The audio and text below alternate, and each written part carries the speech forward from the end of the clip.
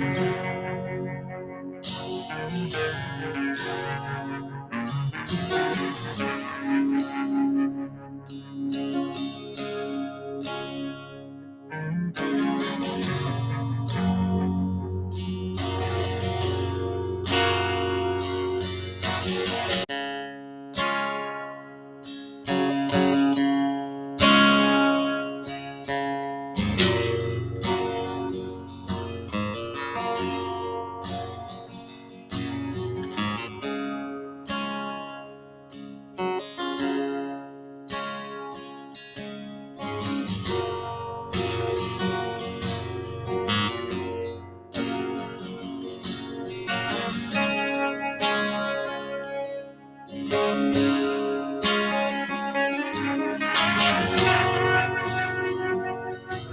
doesn't matter what time you get. I know. All right, we're going live now, right now. So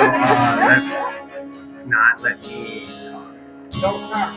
First thing we hear is you saying it doesn't matter what time we're up. Welcome back, everyone, to the 2218's Attitude with Gratitude weekly live podcast. You're in the house. We're in the house. The show is finally here. We got young Kenzie and Kyle, the lovebirds of recovery, in the house. I'm a dork. I know.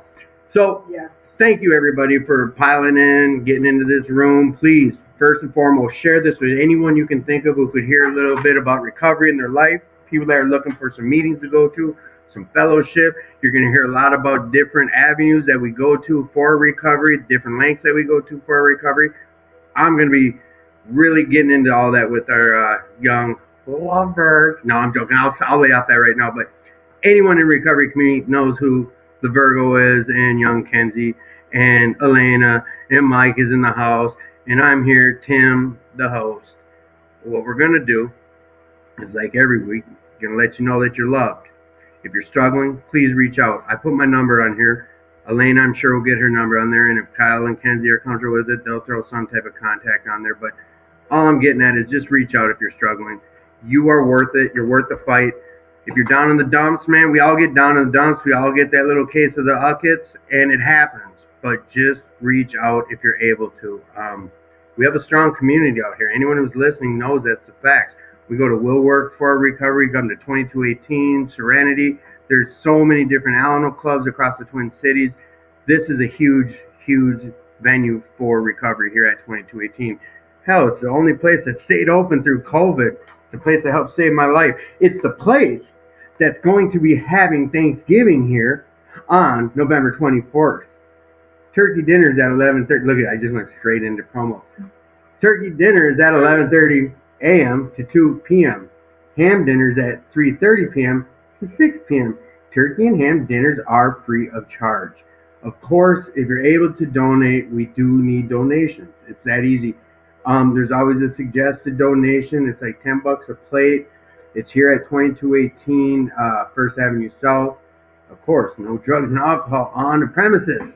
This isn't one of those type of Thanksgiving parties. What you need to know is this is a safe place to come to on Thanksgiving. I know some people in early recovery, it's tricky to be around the family, as we can't ask them to change their lives because we chose to get clean or sober. And it's just tricky, or it's challenging sometimes to put yourself in those positions. So know that there are alternatives. Come down here, hang out, do some fellowship, catch a meeting, get some food. You know Vic's probably going to be involved. Jane's going to be involved. We got everyone coming together. It's going to be great fellowship. If you're not able to make this, head on over to the Alano. Any of the Alanos are usually doing some type of... Is Blaine doing something? Yes. Blaine is. I know New Hope is. I believe Fridley is. I think Willwork's got something going on. Anyone who's got recovery, it's a recovery place, they're going to have something going on. So please come on down to 2218, support the place. As always, we talked about it. This place is only ran by volunteers. It's held up by donations. The meetings that we have in this building, the memberships that we are able to have here, and mostly it's the volunteers that keep it. Like, the volunteers are the grease that keeps the wheels spinning in this place. So if you've got some free time, come on down and volunteer. If you're not able to make a commitment, just come on down once or twice and work front desk, or like help clean up, or just come down and say, hey, what can I do? I know personally doing that, like for me, it helps. It just gets me outside of my. It's usually when I'm like in a shitty mood or I'm going through some family stuff or girlfriend stuff or job stuff. I come down here, help. I get outside myself, and it just helps. It feels good. So Thanksgiving here, November 24th, starting at 11:30 a.m. at 2218. That's Thanksgiving stuff. So what I always want to tell you guys is that we do have a vision statement here at 2218. The Alano Society of Minneapolis vision is to be the premier Alanos clubhouse, serving the greater Twin Cities that offer support and strength to those who suffer from alcohol and addiction for them and their families. Come check it out. So, if anyone who's listening right now knows how to share this, share it. I don't know how to explain it. I got some young kids in the house. They could explain to you guys how to share it. But share this. You can find it on YouTube as well. I've been having better success sharing that link with people. Facebook, we ran into issues time and time again trying to share this. So whichever format you're able to share this on, give it a whirl, share it. Take a gulp. Take a gulp. Swallow. And hit that follow. We're not doing dad jokes. We're doing corny rhymes. Okay. Alano, did you get that one? Did you hear that, Kyle? Huh? I worked hard for that. All right. The Alano Society of Minneapolis, the return of the monthly dances are here. Saturday, December 3rd. We're starting our dances back up. If you've ever been to a 2218 dance, it's awesome. We have DJs and all the lights, and some type of contest will be happening, I'm sure.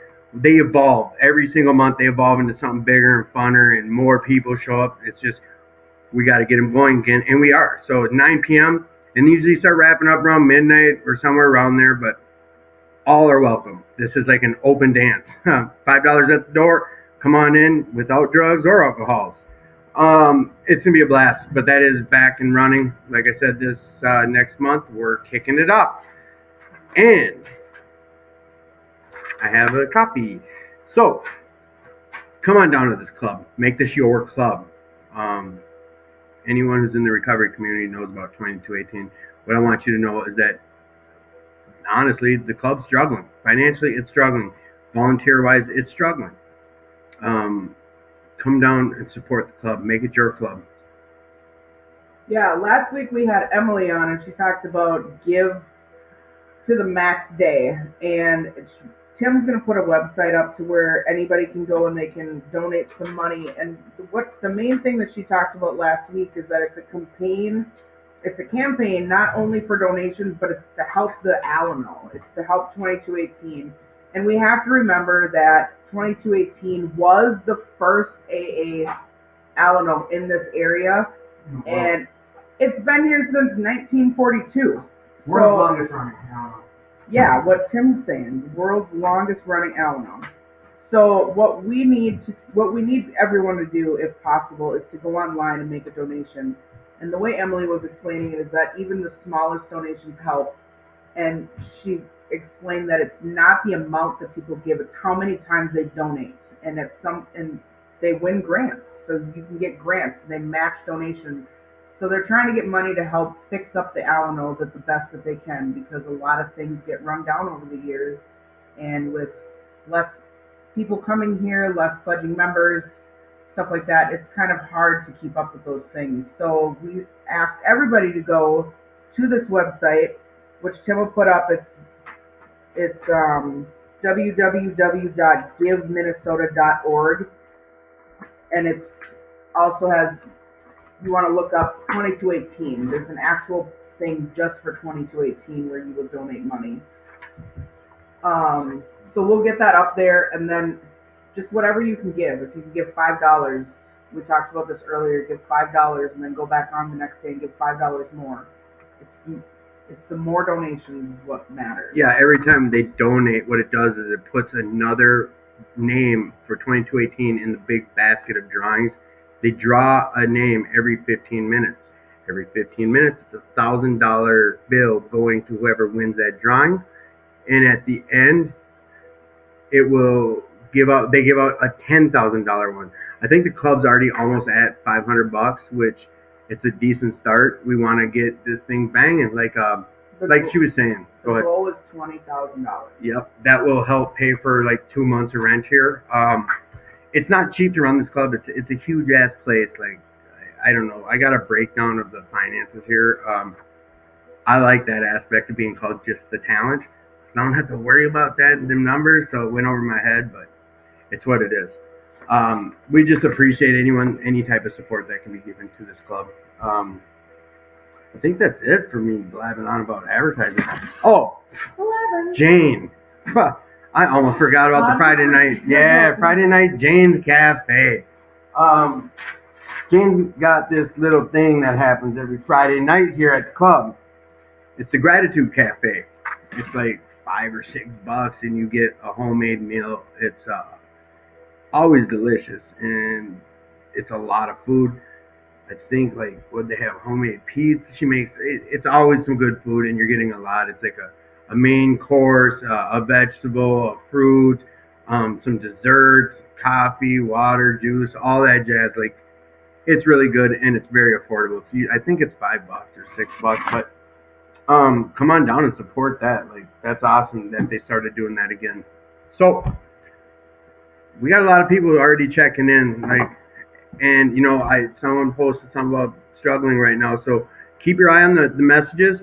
People will post some different meetings around town. You do have some phone numbers on here. If you're not comfortable chatting on there, just privately message one of us, and we can conversate or get you veered over to the proper outlet. I know personally, we'll get into this really quickly here, but for me personally, it's the fellowship that has helped me expand my recovery. Showing up to meetings is like the first step, and then making connections. That's how I have found different outlets for recovery. So whatever that looks like for you, we've had multiple guests on here talk about like just have your experience, go out and do it. Like start getting into this recovery thing. Life's good. So who's in the house? That's why I'm looking at you two. Who are you? I'm Kenzie. Yeah, and I'm Kyle. Dustin throw you off a little bit there? Yeah, a little bit. I know, he's up past his bedtime. What are you doing? Yeah. So how you guys doing? Who are you? What's going on? Like, talk to us. Break it in. I'm good. You know. How's life going? Really grateful. Really grateful. Life is really good. You know, when you start moving up in your recovery and taking on more things, it's like you gotta keep taking on more and more, and all of a sudden you're learning that like life is really hard. Or it's life. And Is that how you look at it? It's life. Is this a statement? What does this statement mean to you? And I'm gonna ask you too. I don't know if you've heard this or not yet, Kyle, but like some of these, I don't want to say old timers, some of these people who I guess have grasped recovery. And I'm gonna say sorry about my language. I've really been trying to work out, but when I've heard, like, there's a guy, Dave Robinson. He's one of these old timers, and no BS, no pat your butt recovery, or Dustin. Like, there's some guys that have it figured out, and they'll be like, "It's time to grow the fuck up." Like, what is that statement? No, I'm I serious. can Like, picture Dustin saying that. yeah, but it's like that does sum up a lot of things. Like, if I want to look at it, for me, I'm answering a question I've asked you, but it's usually something you don't want to hear is what you needed to hear, and it's usually uncomfortable to hear it because it's what you need to hear. What does that statement mean to you if someone's like says something like that to you in recovery? Taking care of myself. You know. Do you agree with it? Simple as that. Like, do you think that's a finite statement to say to someone in recovery? If you're working in your recovery, if you call me with something, I'm like, well, dude, you know, it's time to grow the fuck up. I think you have a lot of love for me. You know, might be a little offensive at first if no one said it to me before. But as time goes by, I would understand that you care. You know, Like, would this be a good statement? Like, you've always just lived on Kyle prior to recovery. We lived on our own terms. We did what we wanted, selfish, self-seeking, self-centered, all that shit. But, like, does that make sense to you, Kenzie, to hear that statement of, like, time to grow up, time to get responsible? Like, is that, I don't want to say the epitome of recovery, but, like, is that, like, an ultimate goal, or what is that? I'm trying to ask it in a question where I get you to talk some more about what that means, because that's a strong-ass statement. So, I mean, with me, like what I'm going through right now, like specifically the last couple days, it's like I'm realizing that like I need to start being an adult. And with being an adult comes with a lot of different things that I never had to worry about before because I was in my active addiction and not taking care of shit. So like if people say, it's time to grow the fuck up, it is out of love, and it's out of concern and it's because people want you to succeed, so That statement, I'm gonna stop saying grow the F up. I'll say grow the F up. Um, if you're trying to figure out, like Kyle, you and me have a friendship from like a goals group. We go to a crosstalk at 5 o'clock, and we'll work for recovery every Wednesday over at North Second Street. And that's a meeting where we hold each other accountable, but we also have made connections. Like utilizing that, the people you reach out to. I don't know if he's still your sponsor, but one of the guys in there that you know who I'm talking about, we reach out to. When you reach out to these gentlemen, are these the ones the ones from that goals group? When you reach out for help, what are you looking for when you reach out for help from some of these guys? Like, what are you ultimately looking for when you're struggling and you reach out to one of us? Your experience, really. Come on. Yeah, not to put Mike French on blast, but I'll call him when I need someone to post on my bullshit. You know what I mean? I got people that I know that I can call that'll post on my bullshit. Yes. Right? Yeah. Is that what we do or what? No, not really, man. Like, no, is that what we know how to do? Well, yeah. I got someone to call that is going to tell me exactly what I want to hear. I don't know. The guys that I met in the goals group, people like.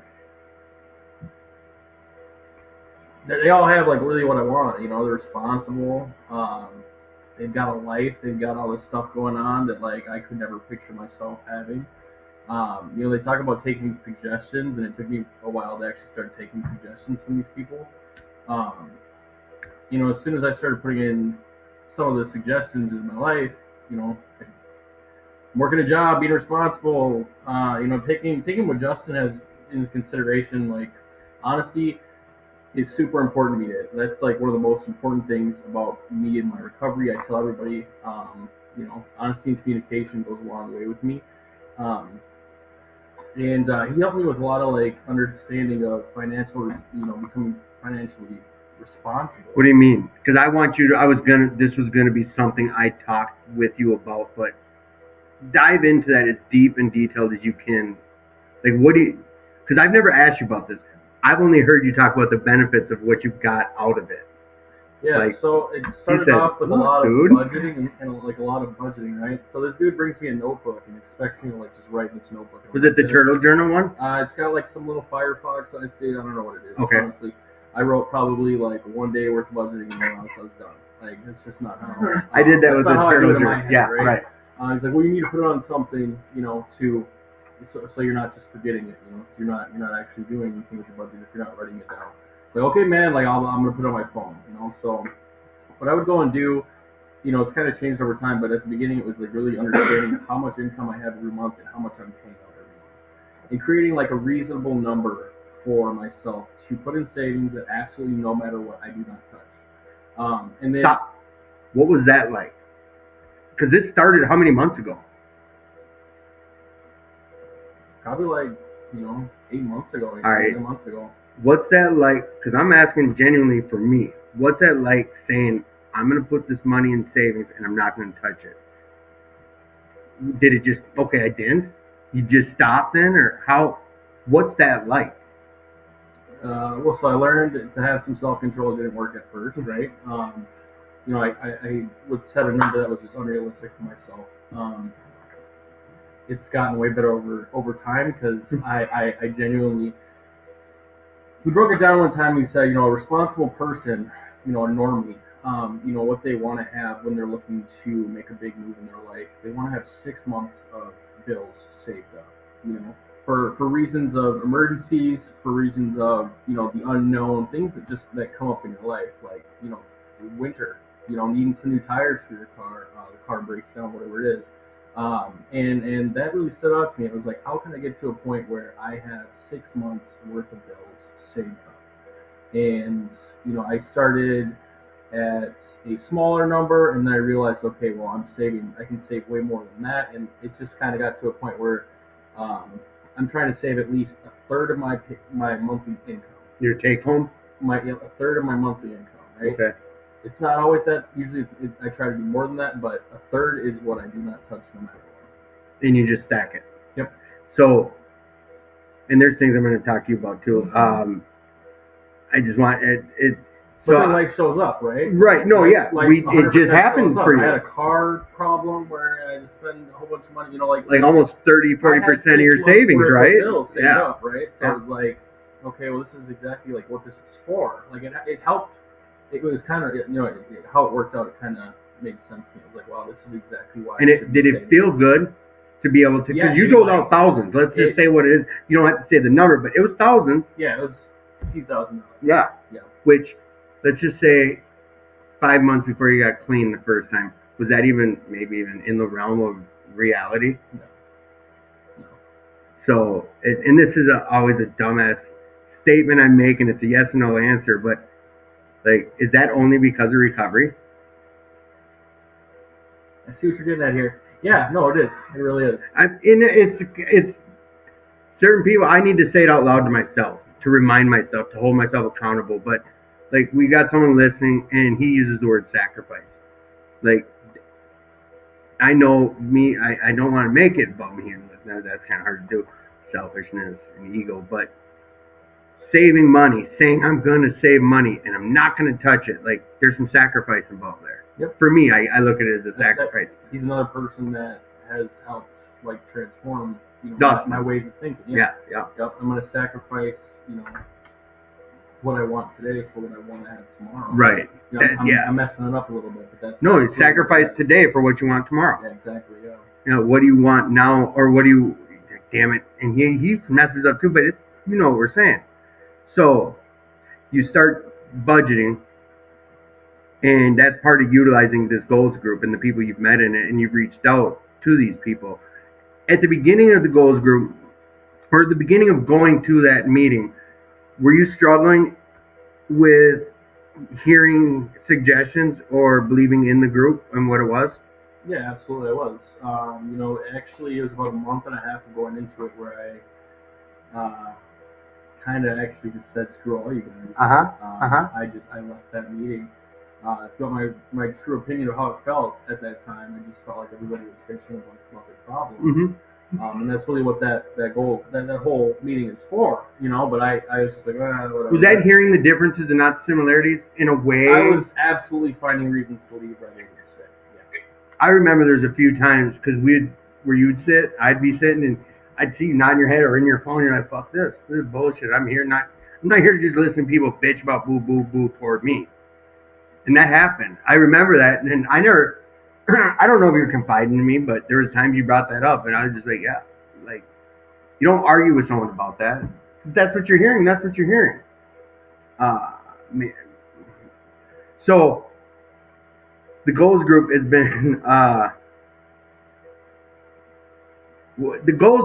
been monumental in your recovery, correct? Yes and no. I mean, I'm not going to say that I've done it every single day for the last 9 months because I have not come close to that. But, yeah. Well, there was points in time where reading, you know, and then posting something, you know, helped hold myself accountable to what I wanted to get done that day. Even as small as it was sometimes, I know there was a person in there that would always be like, "Oh, I'm going to drink some more water today." I think someone's listening now who made a comment about that inner goal. It's like, yeah, it's like stuff like that. It's like, okay, I don't even know why I'm in these things. But it's the small things, man. I remember being taught in treatment these small, measurable, attainable goals. Yeah. Like they talk about SMART goals, and they literally make you feel good about yourself. You know, that you can accomplish something. Those small things that you can accomplish it helped me, you know, understand that I could accomplish some bigger things. You know, that came with time. When you've made leaps and bounds, we're going to get back to the subject. Kenzie, I don't know what your recovery looks like that much. I know Kyle's because I stay in his business. But I'm also one of these firm believers about, like, sexes. Like, you know, I stick, like, I know you. Yes. We know each other. You've been on the show. Both of you have been on the show. But we don't bounce around together. Like, Kyle and I do, and we really don't like sit and hang out. Yeah. Like we bumped heads when there's been issues, and we can reach out to each other. And there's been times Kyle's reached out to me for help, and at the end of the day, he was helping me. Mm-hmm. And that's the funny thing about this recovery, how that works. What does your recovery look like? If you're okay sharing about, like, what does your week look like when it comes to recovery? So I go to 2 different women's meetings. One in St. Paul, one at Will Work for Recovery, and then go to the regular Will Work meeting. And then I have a service position at this Thursday meeting here at 2218. I've really focused my recovery on me and being my own person, finding out who I am and how to love myself, and like being able to do that has been being around the people in recovery, and like that's why like coming into the rooms I didn't get along with women. I didn't care to get along with women. I hung out with guys, and like that's just how it was. But coming into the rooms and like focusing on those relationships with women and realizing that having those relationships with women has meant more to me than having any other relationship, really. But yeah, I'm very grateful for my recovery. So when you brought up, and anyone listening right now, where I'm gonna answer a few of the private text messages Kyle and myself have both gotten. I don't know if you guys have our audio. This has been an ongoing struggle for a couple months. I'm gonna be obnoxiously loud, and I'm sorry about that. And I ask that of the three of you as well. Get closer to your mics and be louder. I have a meeting with an engineer or a guy who knows more about this. We're switching our formats. We're apparently, because we've got the equipment that should be able to handle this, and the way it sounds in your headphones is the way it should sound to our audience, but it doesn't. Yeah. I'm getting message after message, and the consensus is you guys sound like shit. Oh no! That was just what a few people messaged, and we're working on it. That's all I can say. So I'm sorry. I know it can be frustrating. I don't ask anyone to hop off the podcast, but maybe try it through YouTube. I don't know if that's a better venue to listen to it on. I'm going to adjust some things while we're sharing, but back to your regular scheduled program. Kenzie, you mentioned going to a couple women's meetings. Yeah. Have you been doing that since day one in recovery, or when did you find the women's meetings, and how are those for your recovery, important-wise, or what have you? So I actually have, before I relapsed the last time, I was introduced to this women's meeting in St. Paul at the Life Recovery Church, and back then I was still kind of struggling with the relationships that I had with women, and getting into a sober house, getting out of treatment, trying to figure out how to maintain and create relationships that are genuine and long lasting, that aren't based on what you can give me and what I can give you. So it was a struggle at first, but I think that I reach out to at least 5-10 women a day, and Oh yeah? And that's really important for me. And it's nice to be able to reach out to the people that are struggling as well, because I've been there, and it's not easy to make connections with women. Like, I don't think that it is, honestly. Like, I think that it's taken a lot of work to make those connections. But I really like the women's meeting at Will Work. It's just a check-in, and I'm really grateful for that meeting. It's nice to be able to have a consistent group of women that I see. So it's been really important to me, honestly. I feel more comfortable sharing in women's meetings than I do in regular meetings. Yes. And from a guy's standpoint, when I went to my first men's meeting, that's what it was like for me. I all of a sudden, I was able to open up a lot better about things that, I don't know, maybe my head wasn't in the right place in early recovery, but when I got to an all men's meeting, just the vibe was different. So do you have a sponsor? Yes. And is it the same sponsor, and do you work steps, or so I've had 2 sponsors. My first sponsor I got when I was in inpatient treatment, and worked with her for the first 6 months, and then after that I switched sponsors, and now I've been with the same sponsor for the last 18 months, I think. Okay. So But yeah, I'm still working on the steps. I'm on step 6, so Hey, you're working them. yes. And if you're not comfortable talking about it, I'm good. It's okay.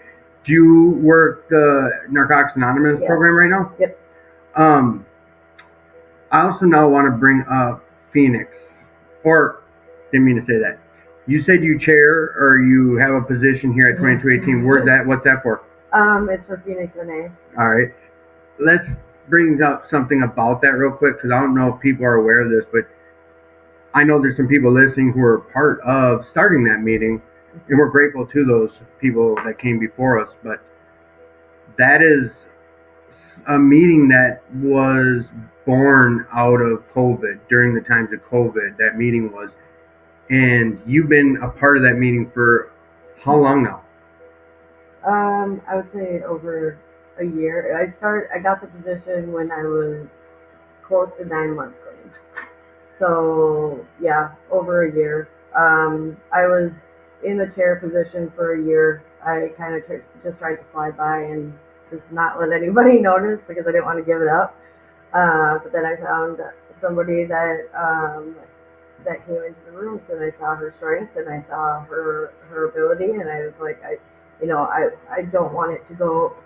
I don't know. I would feel comfortable with her doing it because I knew that it would help her recovery as well. So then I stepped in the secretary position, and she took the chair position, and so I'm able to stay there selfishly. Well, I think there's 3 of us at this table who, whether we have a position or not, we're still at least part of the group chat still. Yeah. I know Kyle is and myself. Yeah. Yeah. You just gotta block your number. That's what I did back then. I didn't. Yeah, but then I think you have to block it to either the person who started the thread or to every single person in that thread. I just put it on sleep mode. I've got it on mute. I've got I can three get you guys different threads taken on off of it if you want me to. I talked about that. Whatever. That's not a okay. show topic. But no, I wanted to highlight your recovery because it hasn't been perfect from the day you walked in these rooms. It hasn't. No. And like Still not perfect. perfect. Like that's an honest answer. When did you two meet? We met at New Way. Yeah. Okay. We were in the same outpatient group. Real quick, sober date, clean date. Clean date. What the last time you took a mood altering substance date? 12/5/21. 21, 12/5, 10/10/2020. 2020. She just got 2 years. Yeah, we should be handing She something just out got for. 2 years. You know what? Nope. All right, nothing. You guys You gave her a fruit roll up. I gave these kids a lot of sugar. So you two met in recovery. Mm-hmm. What's it like being in a relationship in recovery? I mean, let me ask that in a different way Want to hear the because story? I do. Wait. That was- Okay. You two, get after it. Go ahead. Get on them mics and let's hear it.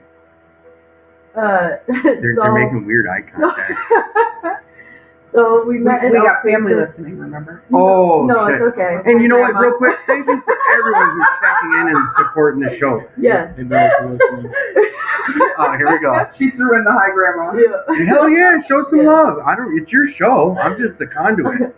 So we met in outpatient. He was in the same outpatient group, and from what I saw, with our counselor, she really focused on getting connection. The opposite of addiction is connection, and so You heard that at New Way? Yep. Was it Karen? no, Oh, all right. Kirsten. Go ahead. Yep, sorry. So we had like our weekly buddies we had to reach out to and everything like that, and just check in. And I don't know. I was able to be vulnerable in that group, and I was able to see him on a vulnerable side too. And I saw that he was struggling as well, so I was like, let's go to a meeting. So we would go to Willwork a couple different times, and then we tried it. Then we decided we actually got caught. Yeah, so basically we started Hey, dating. what? We started dating, which is, against the rules at Yes. New Way. Mhm. You're not supposed to date people that are at New Way. You're not supposed to date people that are in the same group as you. Mm-hmm. So we were like, whatever, we did it anyway. And basically, I think, what they kind of look like for us, at least from my standpoint on it. it was very early. Like it was at the beginning point of our recovery, right? Yeah. And it wasn't like fully honest. Like if where I'm at with honesty today and where she's at with honesty today, it was dishonest to what we were trying to do in our recovery. And when it was finally noticed by the counselor that there was a lot of weird smiles going back and forth on the Zoom camera and everything else, she kind of put two and two together, and she asked us, and we lied at first. We did lie at first, and then she was kind of handling it a different way than I was. And she really wanted to come forward about it. And at first, I was like, nah, I don't really want to do that. One of us is going to get kicked out. And was this before?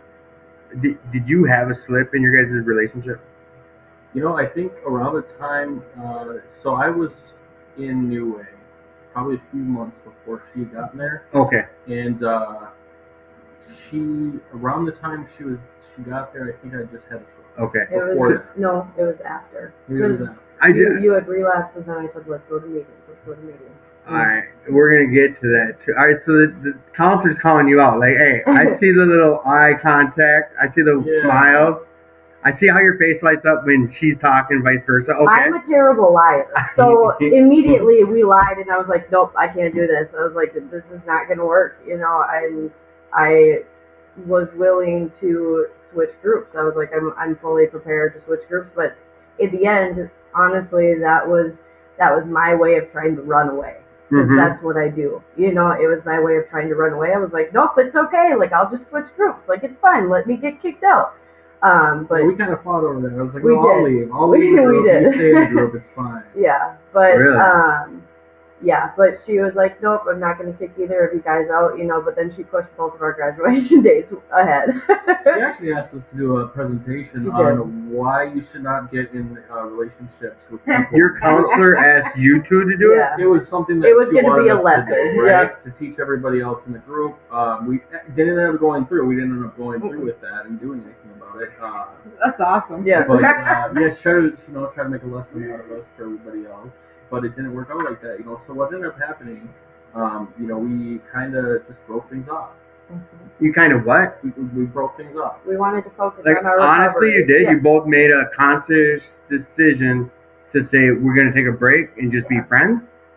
Yeah, that's what we did.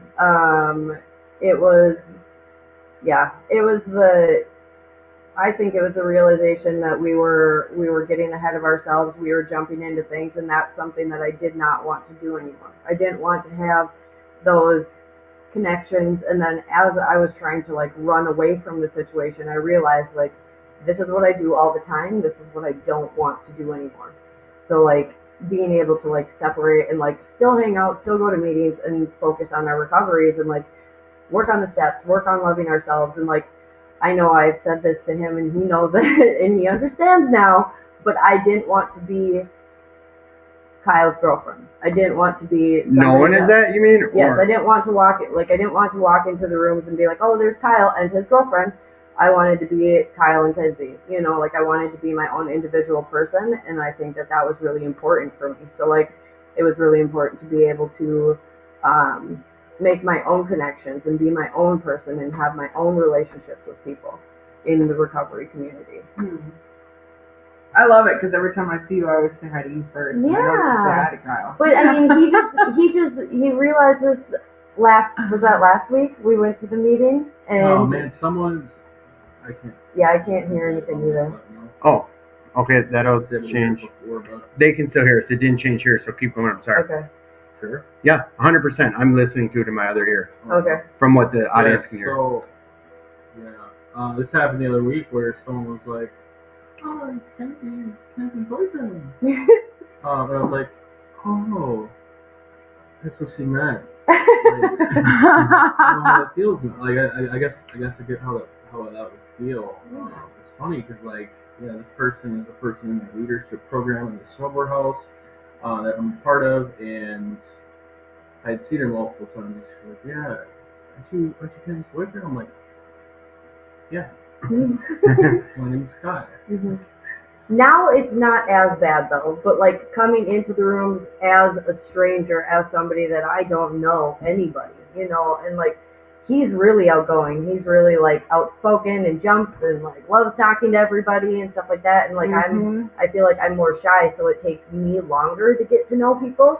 So like coming into the rooms as a couple and him being so outgoing, I felt like I just kind of like fell to the wayside, like I wasn't as my own person. So being able to focus on that and be my own person.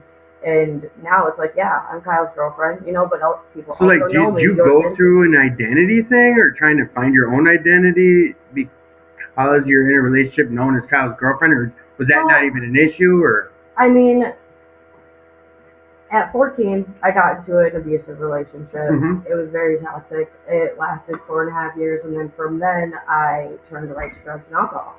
And then I went from relationship to relationship to relationship. So I didn't really know who I was, like I didn't know anything about myself. So like being able to like have that want and that willingness to find out who the hell I am, and then being able to catch myself when I'm trying to like mask it and hide behind another relationship, and that's not what I wanted to do. I really value Kyle in our relationship, and I really respect it, and like I liked how he carried himself, and so I'm like, I don't want to do that anymore. I don't want to get clean and then continue to jump between relationships and like abuse and toxicity, and just wasn't. sorry, yeah, no. That's something that totally rang true in my multiple attempts at this, because it wasn't one inpatient and I'm fixed, right? Like I've been to I think 7 or 8 inpatients. One of them I've been there multiple times, and just about every single time that I was getting out of one, the couple times that I snuck a phone while I was in one, I was getting into relationships while I was just a couple days of getting out of inpatient, and that I never had that experience. I mean, it was kind of always an identity crisis, really, because I didn't know for who you I was, right? And like what I mean when I say identity crisis is like I'm the kind of person that would set aside what I actually believe in, what I'm thinking. I would rather, not anger a person. I'd rather be on your side with things. So, like, my opinions, my beliefs, my values all stemmed off of any person that I was around. It's like people pleasing, right? So, that's what I experienced every time I got into a relationship fresh out of treatment. I didn't get that time to spend with myself and figure out who I am, who I want to be, like what my values are. Because throughout addiction, it was a lot of selling my values. It was selling my pride. It was selling my dignity. It was selling everything, really, right? So coming into recovery, the 9-10 inpatient tries that I had, I didn't take that time until this last time around, where we got into a relationship and ended up splitting things off, where I actually had some time to think about that. So this question's for both of you, and I want Kenzie to answer first. Was it when you guys made this conscious choice to split up? What were your feelings at with this? Like, were you clear with it? Were you like, this is gonna be the best thing ever? Were you struggling? Was it hurting? Were you lost? Like, talk me through that. When we split up, like the feelings of splitting up. Yes. So, I mean, I think, like I said, I was just trying to run away from it. So even at that point, like I didn't know where it was going from there. I just know that I wanted to work on myself and do some more work within myself. And I knew that I wasn't as healthy as I could be. And I mean, I still am not, you know what I mean? But it was a lot of fear. It was a lot of fear. Yeah, it was a lot of fear and not knowing and just wanting something different. Okay, now I switched some things around so when you speak, I'll know if we can hear you. But what was that like for you? Because when you guys did this, like you were in love when you guys split up, right? Or do you, looking back on it now, do you know were you Kyle or? I don't know if I figured it You out. can't answer for him. You're not going to hear him in their microphone, but. There was a feeling there, right? Like there was a feeling there, and maybe I don't think I was at that point where I still knew what love was. Okay, so my other question for that, I know I cut you up. because I'm trying to jockey things here. All right.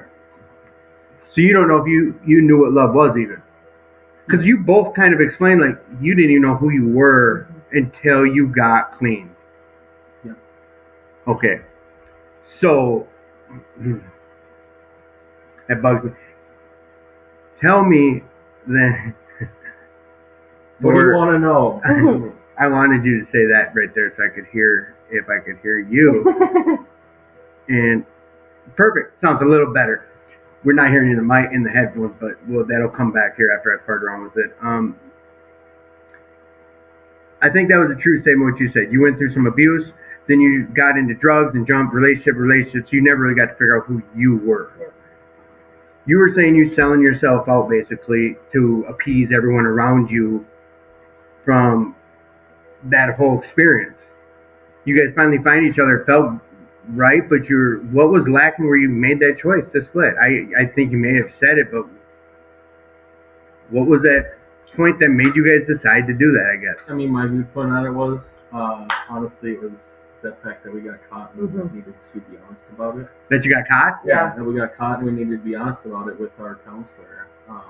And I mean, for what it's worth, it ended up changing everything about our relationship. You know, I think that time apart it wasn't like we were just not talking, right? Like we still ran into each other all the time. We hung out sometimes, and I asked her out a lot of times. Oh, you did? Okay, so probably like 9 times probably asked her out, right? Like it was a lot. Like I got to the point where I was like, I'm done.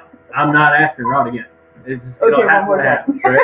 One more time. This is a really personal question, and I know I asked you guys like, hey, I'm gonna be asking some things. Is there anything off limit? Without getting real personal, but were you guys intimate prior to this breakup? Intimate, yeah. Yes. Like, Yep. all right. I just because that's a huge thing. Like this is one of your first relationships based out of honesty. Yep. Based out of figuring out who you were.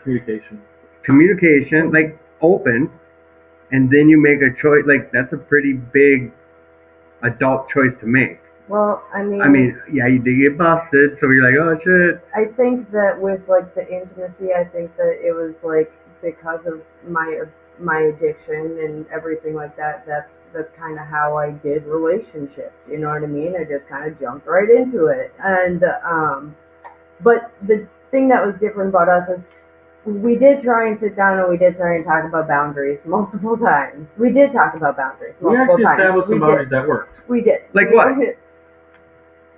If you remember. I don't remember.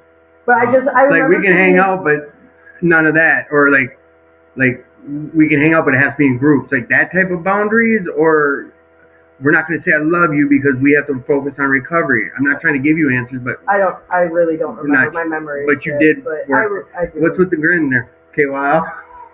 Yeah. Oh, okay. I'm not even following. Okay.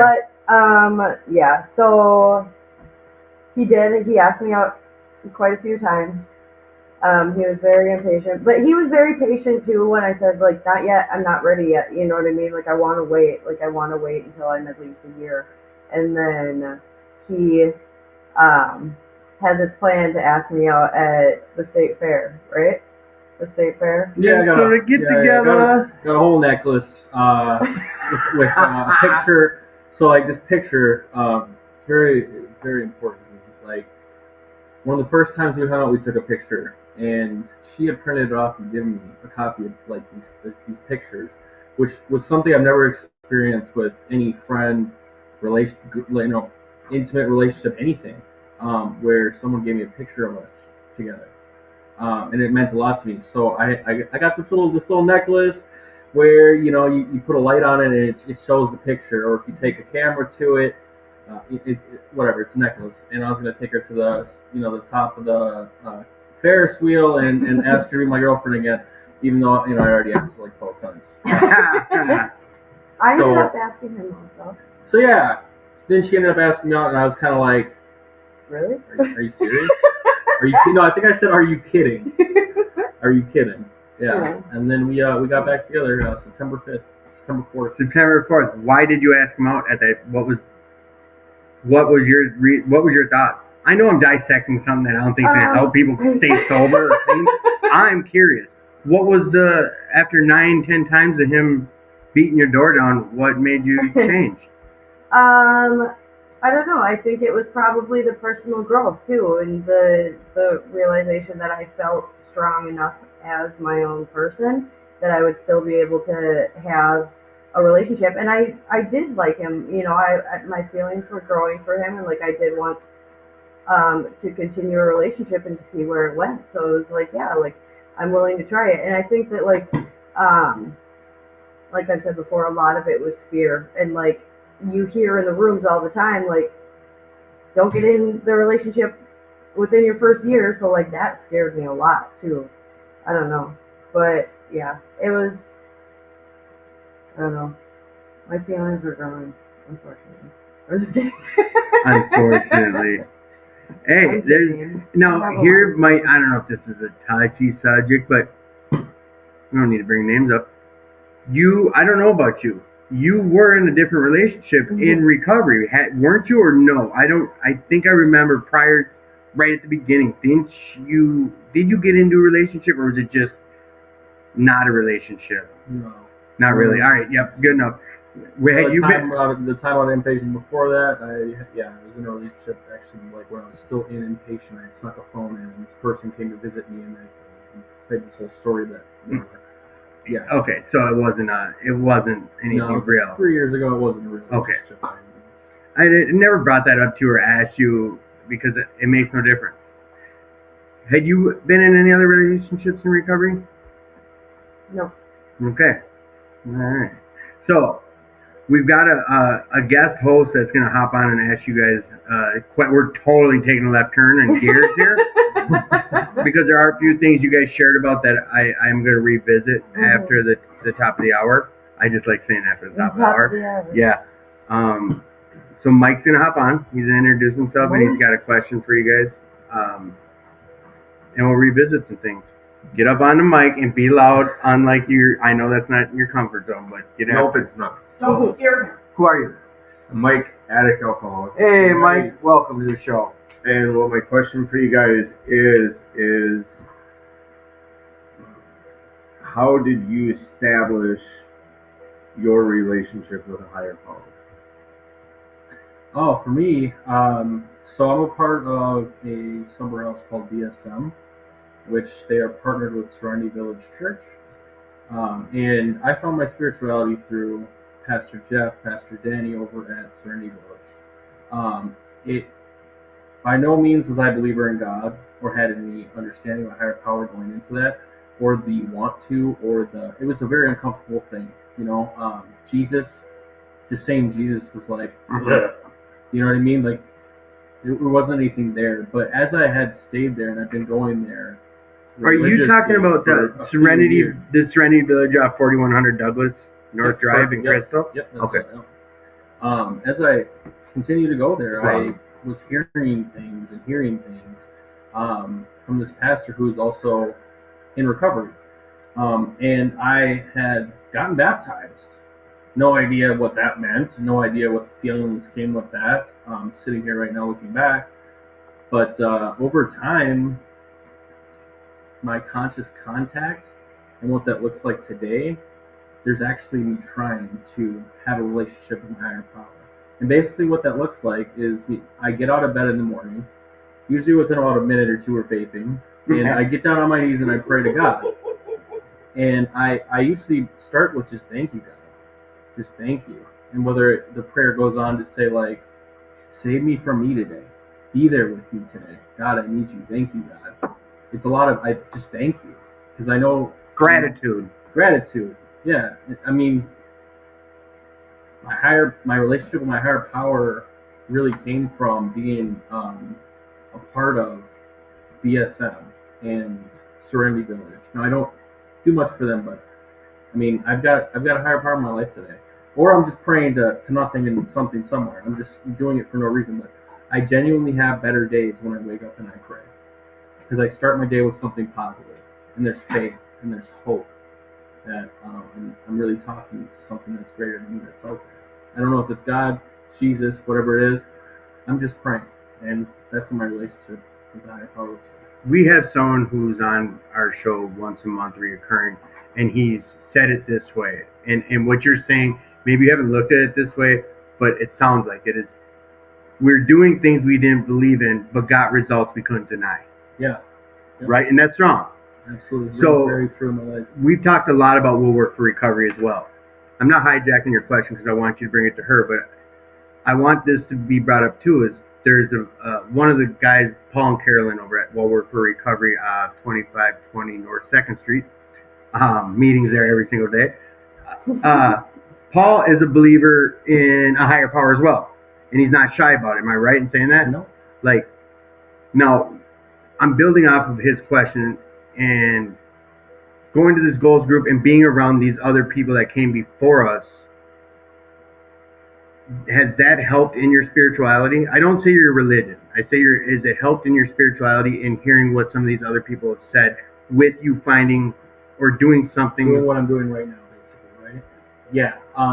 There's probably 3 guys specifically there that influenced this upon me, was to try praying before I do anything important in my day.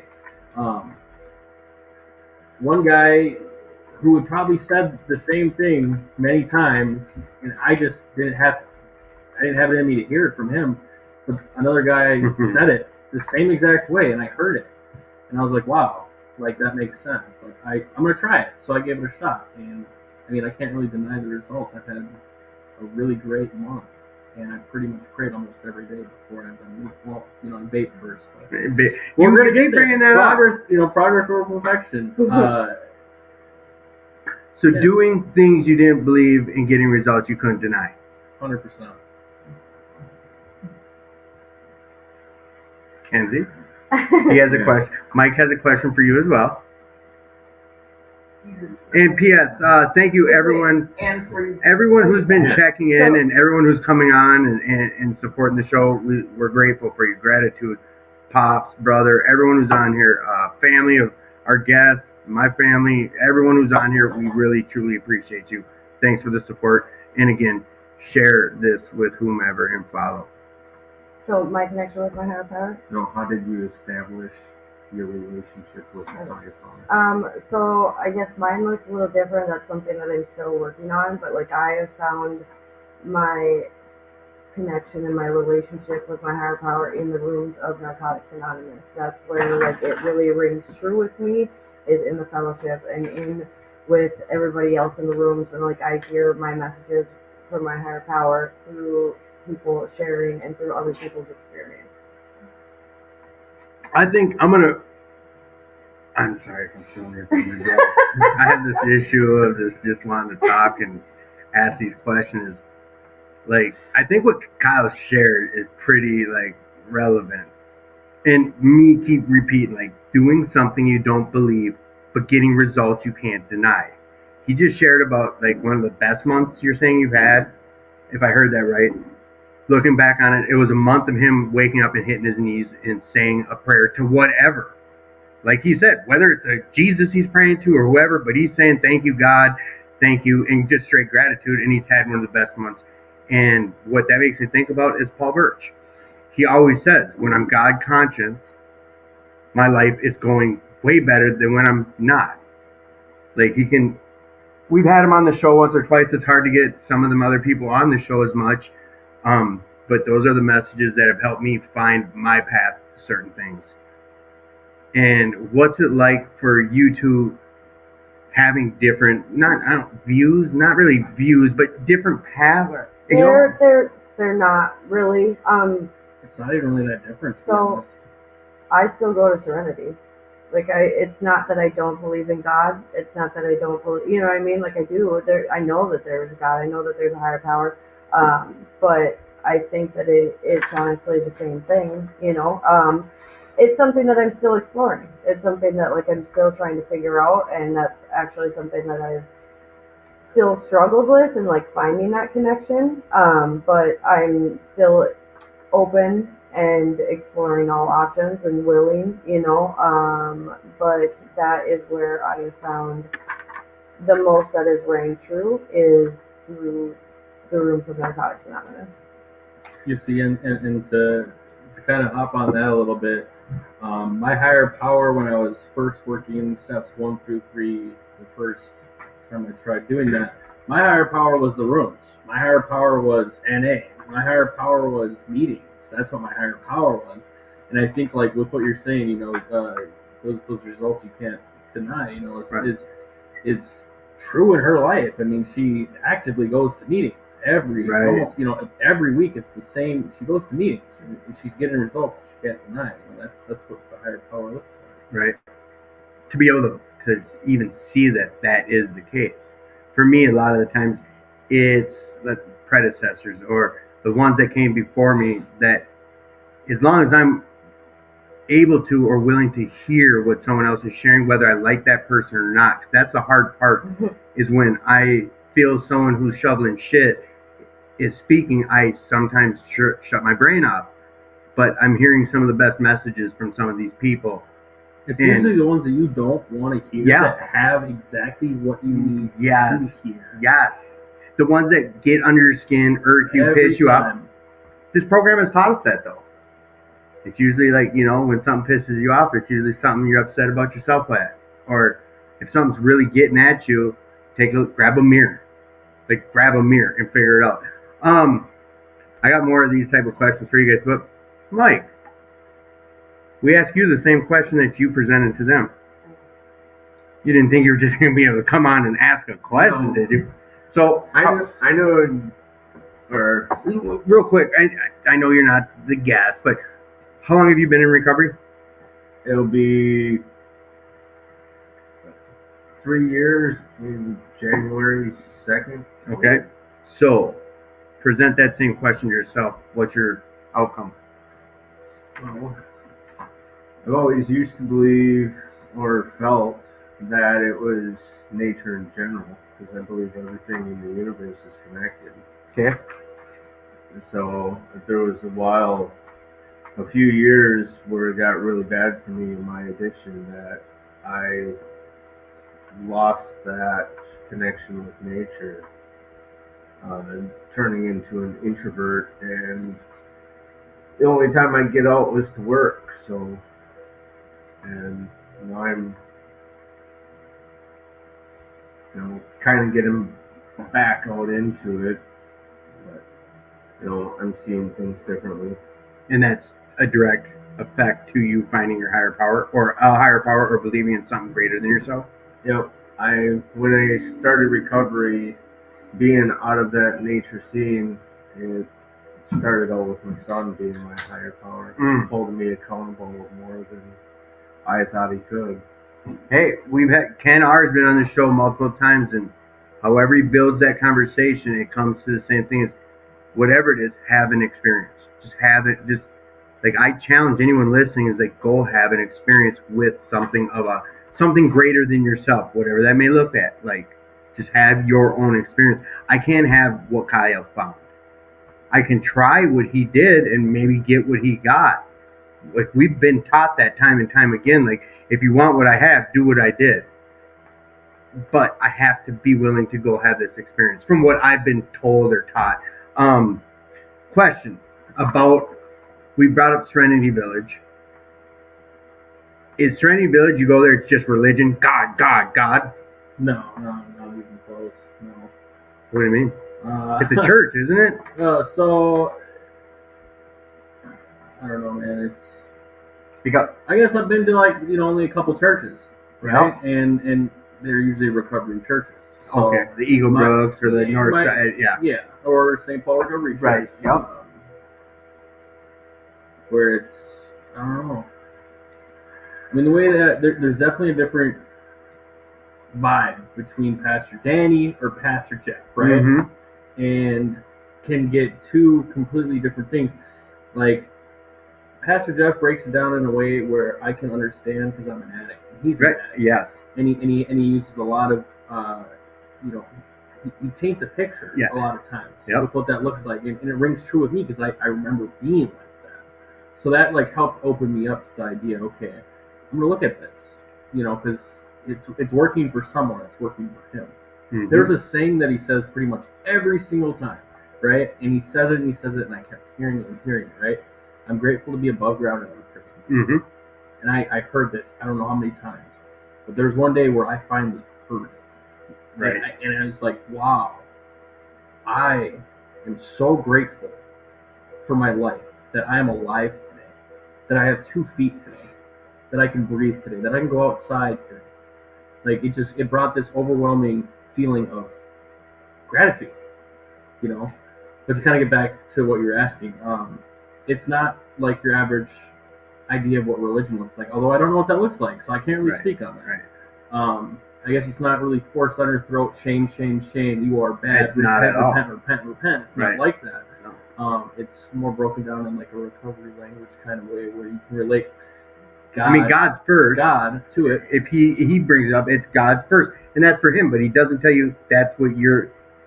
I'm sorry, you're answering. Go ahead. Yeah, no, I mean, I get all jazzed up on this. He definitely says that the big book of AA.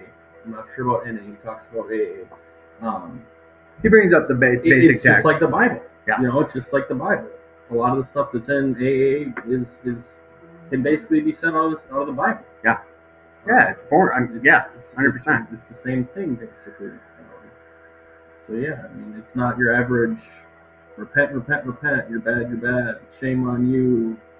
Kyle brought up something about how he can relate to Jeff because Jeff's an addict and like he uses these analogies of being out running and gunning.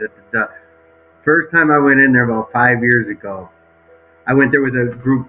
Matter of fact, a house manager from the place you're a house manager at. Derek brought me there, and it's a mandatory meeting for all the BSM boys to go. So I sat over with all them guys up in the front left, and Jeff came over. He's like, "Oh, who's this new knucklehead talking to me?" I thought it was all special. He's like, "Oh, he's talking to me." Blah, blah, blah. So the Tuesday night meeting gets under its way, and I'm just like, "All right, well, buck up. Time for some God talk." He starts off, and I'll never forget it too, because it tripped me out to hear a pastor, and house is packed. They're paying. They're like banging some type of hip hop at the beginning. I'm like, okay, what's this? All right, whatever, checking it out. First church I've been to since I've been in recovery. He said, if anyone's been there, they know Jeff can get all worked out. Like he gets jazzed up, shirt comes ripping off, and he's been working out. He said, I gotta take this off. He's like, man, I used to put a crack pipe in my sock. Now I put an energy bar in my sock and I get the same feeling. But now I got a higher power. This pastor told us about hiding a crack pipe in his sock. Mm-hmm. I'm like, okay. And I went every day for the next 2.5 years, the part of the village carnival, and I really got involved there. And like, I'm not on here to just sit and promote Serenity Village. I'm not here to just sit and promote Will Work for Recovery or 2218. But me personally, my story, these are the 3 places that hold a high position in my life because that's why I'm here today. I'd be dead if it wasn't for these places or the fellowships that I've met out of those places. So, Kenzie, you go to recovery, faith-based recovery meetings at Serenity.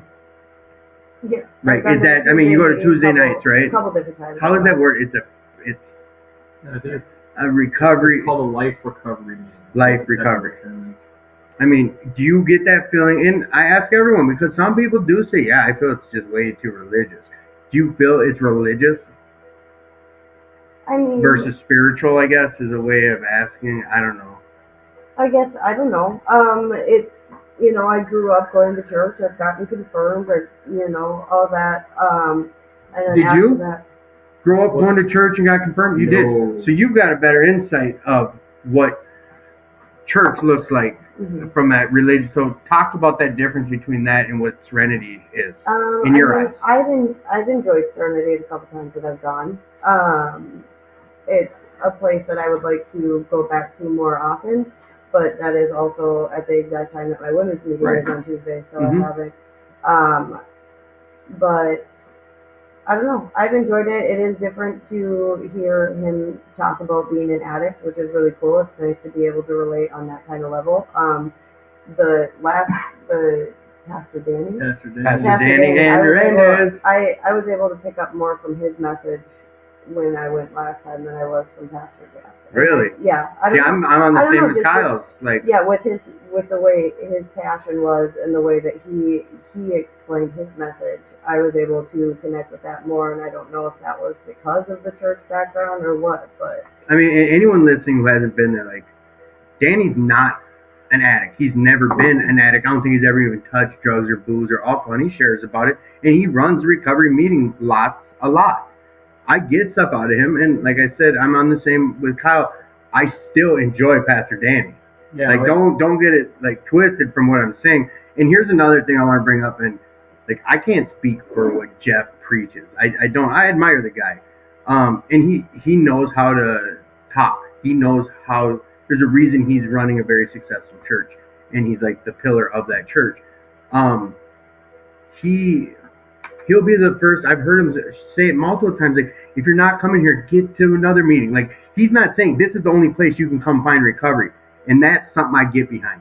Paul says the same thing. Like, these are the places, and I've been to other places where they might not come out and say it, but you know they mean come here or f off. Like, there's just a straight feeling you get from them places, and those are places I go back to. And Jeff's been real adamant about that. Like, listen, if you're not here, like, get somewhere. If you're not reading this book, read this book. Or, he gives good suggestions, and he gets to speak from his 18 years or 19 years now of successful recovery.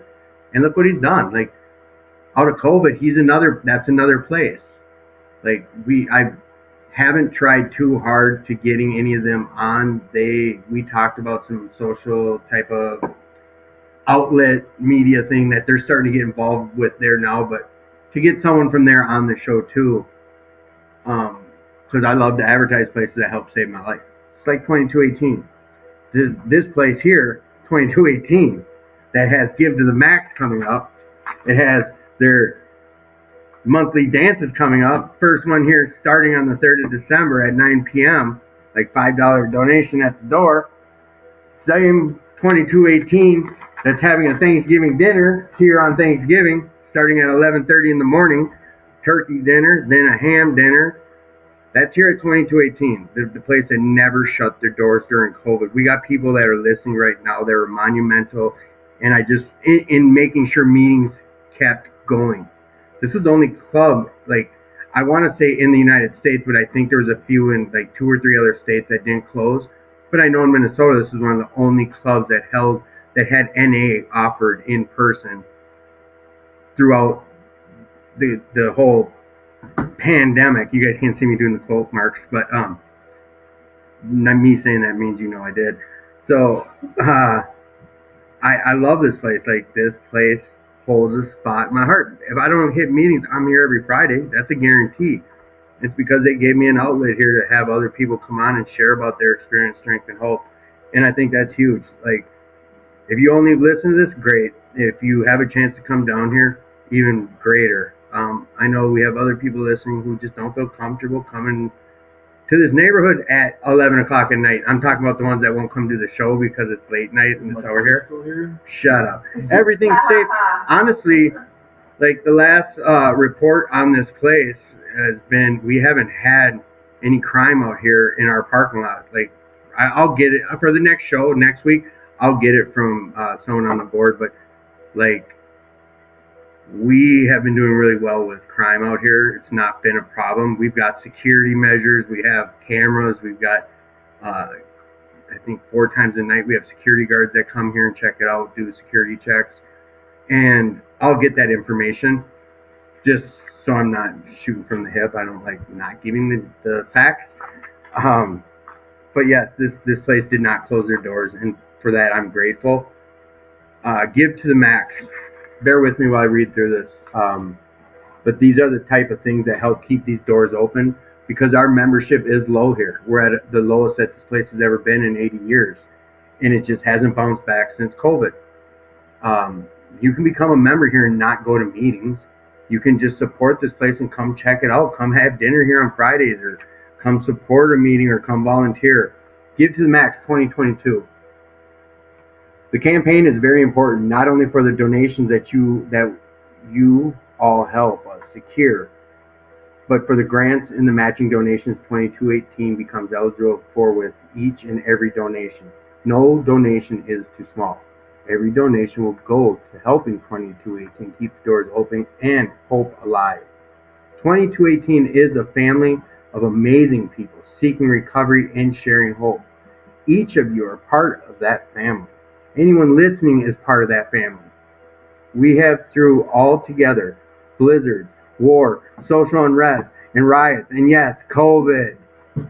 We have kept the doors open every single day. The police reached out to us and thanked us.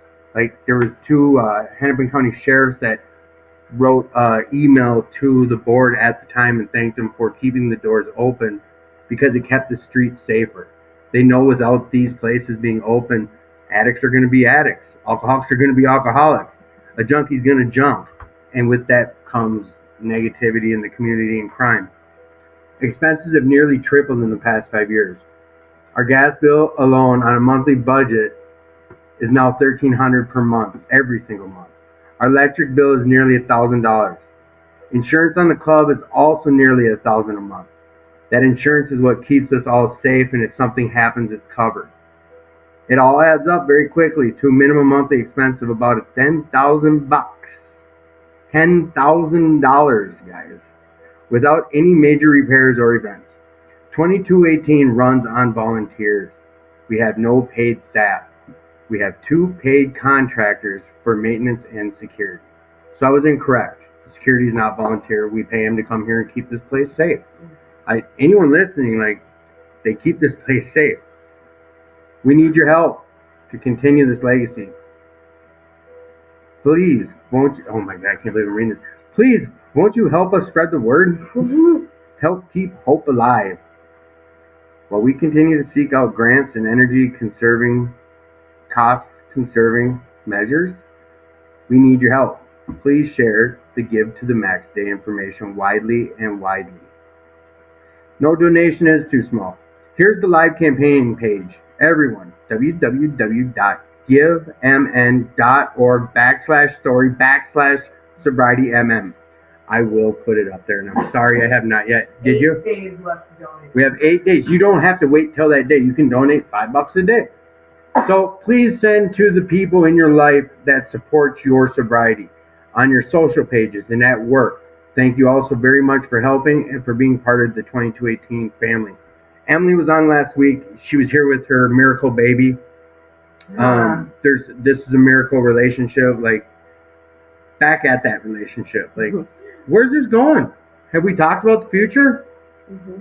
You guys comfortable talking to us about your futures and what has happened in lieu of that? Are you comfortable sharing about that, Kyle? Because you shared some things with me, and for you to share, not me. Because I will turn it into this big, huge, big screen movie. I was waiting until you're done. Oh, wow. Yeah. Dude, I'm wound up. You'll be waiting all night. Yeah, no, I love this girl. I love her a lot. I can trust her, I appreciate so much the communication that we hold at the forefront of our relationship. We talk about everything. We have a lot of hard conversations. And there's a feeling there, I want to spend the rest of my life with her, and I'd hope that she would want the same. I basically told her that she's got to be the one to propose to me, because I'm not going to go through that sort of 12-time asking her thing that I did in the past. I've learned from my past, so I'll just wait for her to propose to me. There's a future there. I want to spend the rest of my life with her. So what do you think about that, Kenzie? Oh, did we have our first proposal on this show? Wow. No, I'm joking. No, I'm in the same boat.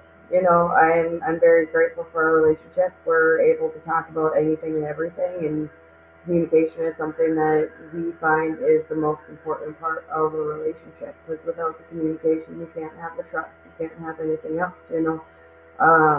So it's the first healthy relationship that I've had. I'm very grateful for it, and we've been able to help each other learn and grow as a couple and as individuals, and to be able to be better at supporting each other and supporting others, and um, being able to show up for ourselves as well. So yeah, I think that as long as we continue to work towards it and work on our relationship and communicate, I think that we will do just fine. Is that well? You were answering him. Mhm. Okay, I think I figured something out here. We have a microphone right here. All right, stop. All right, you're gonna be using this here. I'm gonna use this mic. Yeah. Yeah, I can hear myself now. Yeah. Can you? Yeah, Yeah. 86 I F can hear because myself all the time. my computer's picking up. It's right here. It's the microphone by the camera. It's goofy. So,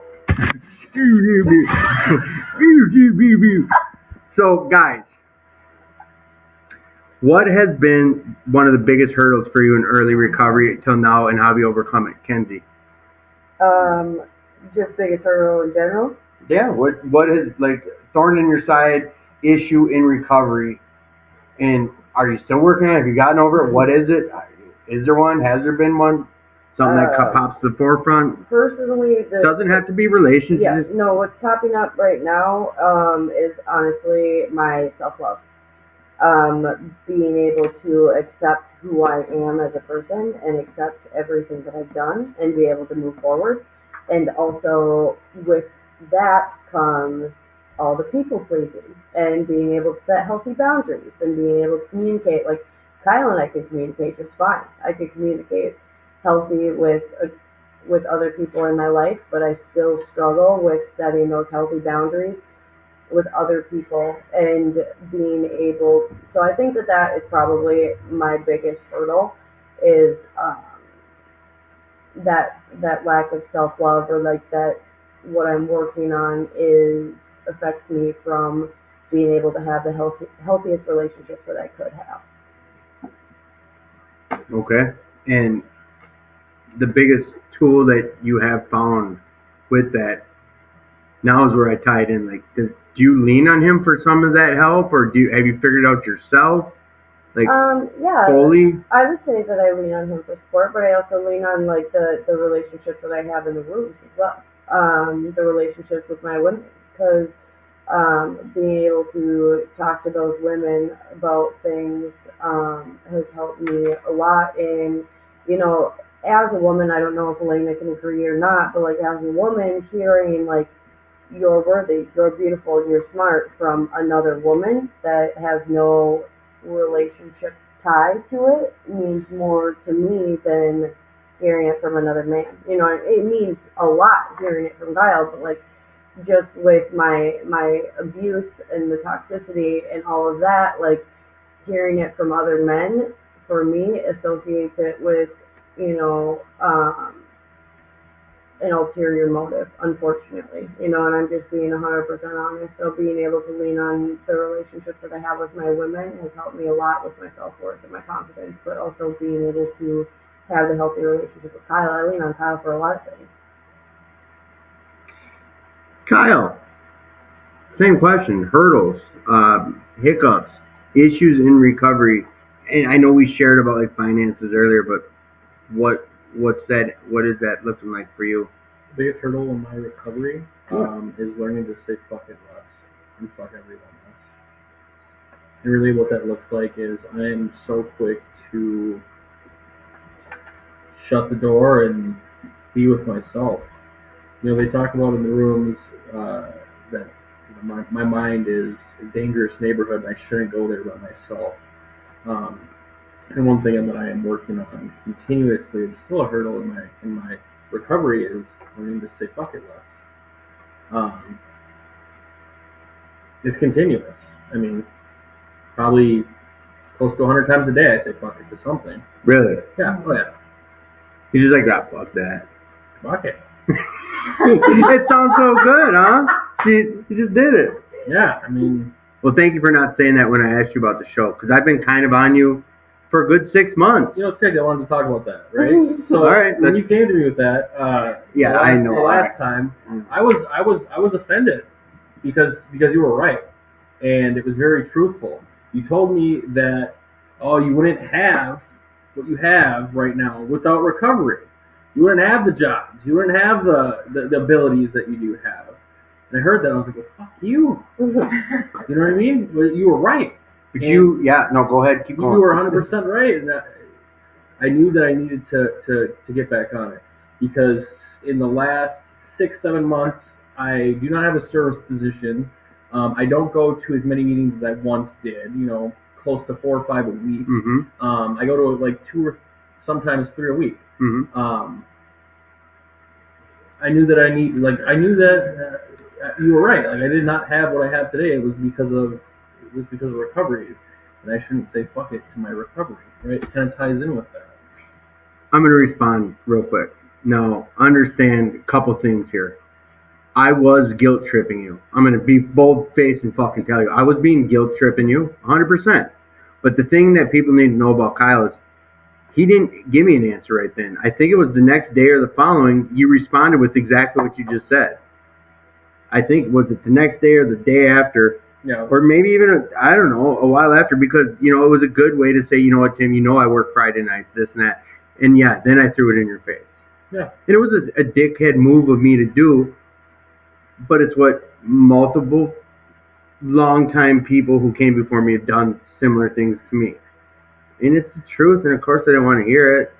Sometimes you need that. Yeah, I mean, kind of going back to the beginning of what we were talking about in this podcast, when you hear something that's really offending, it's because someone loves you enough to tell you that. Yeah. I mean, I look at that, what you said right then that day was love. Like you were calling me on my own bullshit, Bro, there was a time that Kyle hit me up, and like, I don't know if you hit me up or leaving a meeting or something, but we were both on the bikes, and we went to the coffee house or the that cup. was a dark day for me. I was heading to go and get high that night.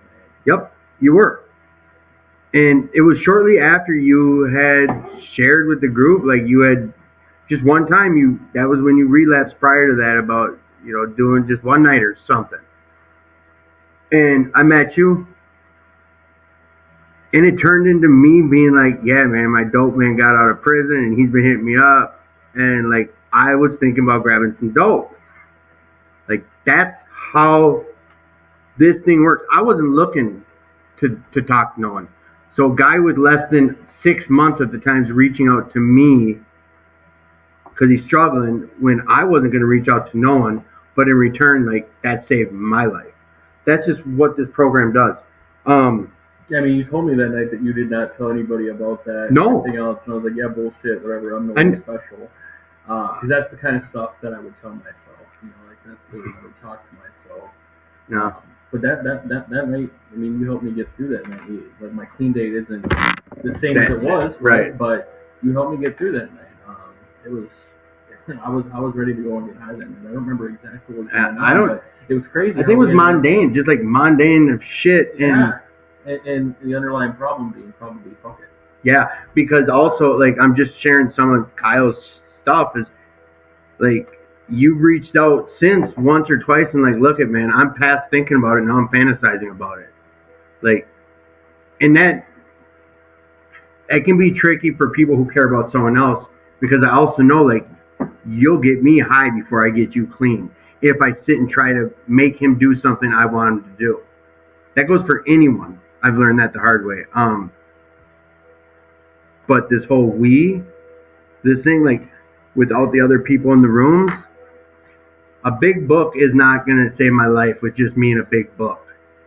I need the Pauls and the Jeffs and the Daves and my Rons and you, and I need someone else to work with this through. Whether it's step work, or it's two people talking recovery outside a coffee house, like, dude, I want to get high. That's this, like, 12-step shit and this methodical geniuses who came before us. Real quick, I want to thank my big brother, Jason, Tom Z, Christina, Hannah, Kathy, Carolyn, John A. We love you, John. We're praying, bud. Ryan D, thank you for the big long post. Thank you guys for checking in. Zach, congratulations on the new little baby. Papa, for the second time. We've had him on the show. We're going to get him back on the show. Junior, right? Yes, little Mittens is just creating an army over there, a whole basketball team.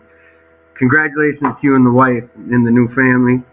Katie, Eliza, and Nicolette, and everyone else who showed up and showed out. Like, we appreciate you guys and supporting the show.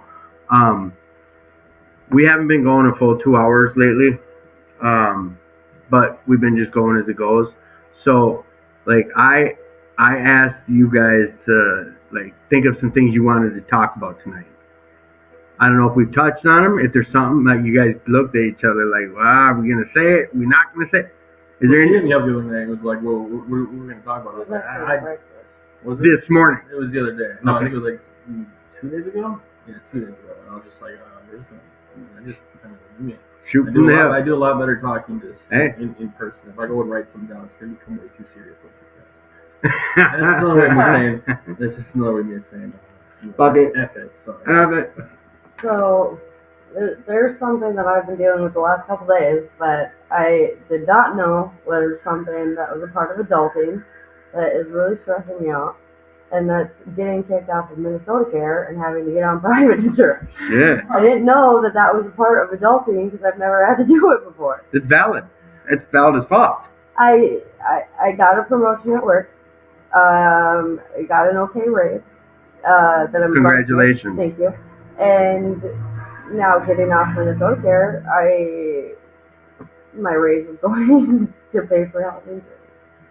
What do you feel like? What is that? What is it? What's going on? It sucks.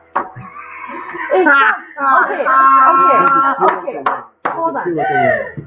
Does it No, feel? Yeah, okay, there you go. That's so a good hold on. question. No, I'm very grateful to be able to, and I've talked to everybody about this, like I'm very grateful to be at a point in my life where I'm able to say that like I've been working hard enough to get to this point and that like I make enough money to be able to be independent. But it also sucks because it's not something that I was expecting. And like I was talking to my mom on the phone earlier today, and I was like, "What? Like that's a part of adulting is you have to pay for your own insurance?" I just thought it was included, you know. Like at 28, I've never had to pay for my own insurance. I've always been on health insurance, on medical assistance. You're not so- alone. Just know that you're not alone. And that's that's kind of like why I wanted to share about it, So like. It actually happens. You do have to pay for private insurance. No, but I'm grateful to be where I am today. It's just another sign of like continuing to grow in my recovery and in my personal life. And but yeah, it sucks because You're telling yourself it sucks, but go ahead. It sucks because no, what? It sucks because of all of the responsibility I'm going to be taking on, the more work that I'm going to be taking on, and it just feels like all of that is going straight to pay for insurance that I was getting for free before all of it. You know what I mean? So I don't know. I'm grateful for it. I'm grateful for where I am, but like it's just something that I really wasn't expecting. And Kyle and I were talking about it, and he's like, "It sounds like a scam."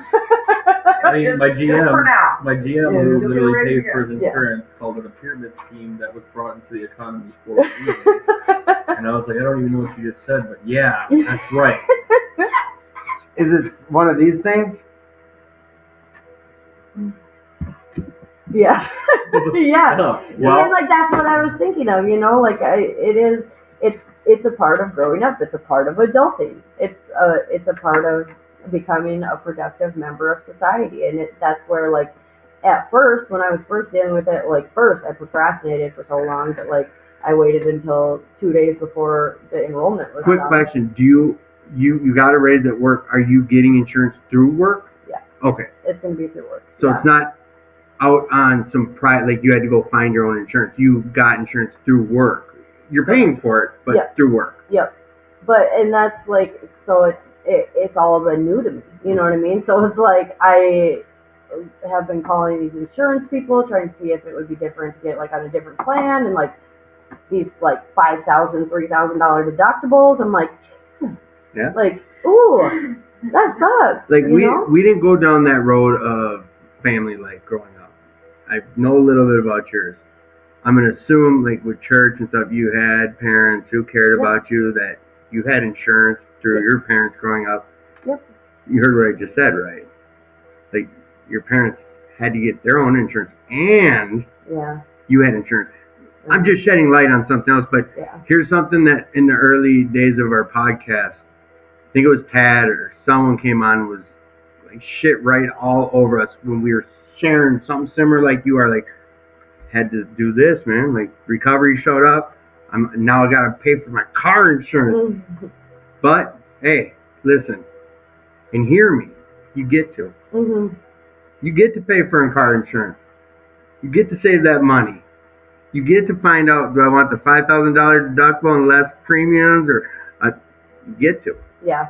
Like when we start, I think it was maybe Krebs. It was someone who explained, like, when we start having those words, Singlish language. I know I'm getting goofy on it, but our language, it can change a lot of the way we think. We start saying I get to instead of I have to. It changes a lot. We start praying, whether we believe it or not. We notice, we look back, fuck, day's been going good. Do things you don't believe and get results you can't deny. Congratulations. Thank you. Serious. Yeah. Yeah, it's a big deal. That's a It's huge big step. promotion. Because you're at the table with some people almost twice your age who still don't pay for their own insurance. I said almost twice your age, and don't still pay for their insurance and make a lot of money a year. Yeah. So good for you. So how did that work? They just called and said you're getting kicked off insurance, or what happened? No. So I mean, the state hasn't told me you're getting kicked off insurance, but part of working my program is working it honestly, and I don't want to try and be on double coverage. You know, I've had somebody tell me, well, you know, just don't tell them about it and just see what happens. So it's like, I don't want to do that. We don't have to live that way. Yeah, and so part of the state insurance is, from my understanding, is if they offer you insurance through your employer, you get kicked off the state insurance. And there could be some back pay involved if you were to do what someone Yeah, suggested. Exactly. So it's like, that's not something that I wanted to do. And with this open enrollment, you know, with the promotion and stuff like that, it all just kind of happened around the same time. And so it was just like, okay, you know, I wanted to go in with an informed decision, you know, and so I talked to the director of the store and everything like that. And he's like, yeah, you will guaranteed get kicked off. So like, I'm like, okay, well, you know, I just got to figure it out. So I tried to call and see if private insurance would be better or less expensive, better coverage, whatever. And it just didn't seem to be working out. So yeah, I just ended up having to go with the state insurance, but like, I'm grateful for it. I'm going to be insured. Like is it going to be a wash, or are you going to end up seeing less? I know you're getting a raise. Will that cover what, so far from what you've looked into, is it just going to be a wash? You won't even see a difference in your check, or will you see even less, or will you see more? Do you see what I'm asking? There will be a little bit more. And let's still a raise. I haven't seen, I mean, I don't know what it's going to be like. I know what the number is pre-tax and without like the insurance and everything taken out, but the good thing about the insurance and stuff like that is it's all pre-tax. So it gets taken out, and then I get taxed on the lower amount. Yeah. So that'll be beneficial, you know.